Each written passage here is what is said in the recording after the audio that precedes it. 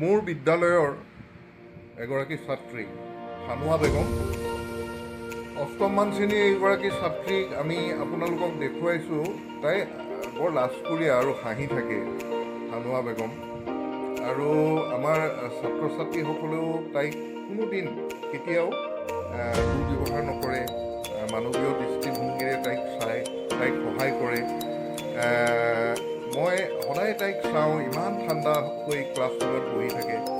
দুৰ্ভাগ্য এটাতেই যে তাই নিজৰ ইচ্ছামতে ক'তো যাব নোৱাৰে, তাই বাথৰুম যাব নোৱাৰে, তাই মিড ডে মিল গ্ৰহণ কৰিব নোৱাৰে।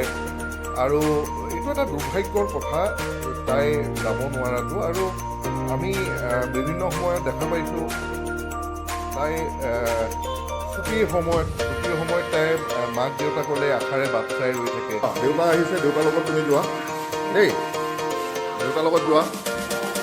অঁ, তাইক কোচত ল'ব লাগে ন? অঁ, বৰ কষ্ট হয়। বাকী ল'ৰা ছোৱালীবিলাকে খেলা ধূলা কৰি থাকে, খেলিব নোৱাৰে, ইচ্ছামতে য'তে ত'তে যাব নোৱাৰে। বৰ দুৰ্ভাগ্যজনক কথা। তাকে অসমৰ ৰাইজৰ আগত আমি আহ্বান জনাম, ছোৱালীজনীৰ কাৰণে যদি কিবা সহায় আগবঢ়ায়।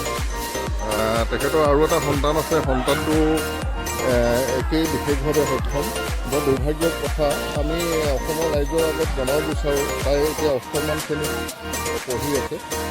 ইচ্ছা কৰিলে তাই য'তে ত'তে যাব নোৱাৰে, তাই বেঞ্চতে বহি থাকিব লাগে। আৰু তাইৰ এগৰাকী বান্ধৱী আছে, তাই কোলাত লৈ ফুৰে।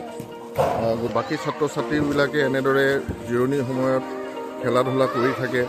বাকী ছাত্ৰ ছাত্ৰীবিলাকে সুন্দৰকৈ থাকিব পাৰে, ইচ্ছাকৃতভাৱে থাকিব পাৰে, কিন্তু তাইৰ মুখত সদায় এটা হাঁহি থাকে, তাই সদায় এটা হাঁহি লৈ থাকে, লাজো কৰে অকণমান। এয়াই জীৱন, এয়াই হৈছে জীৱন। আৰু আমি জীৱনৰ সৈতে সংগ্ৰাম কৰি আছোঁ।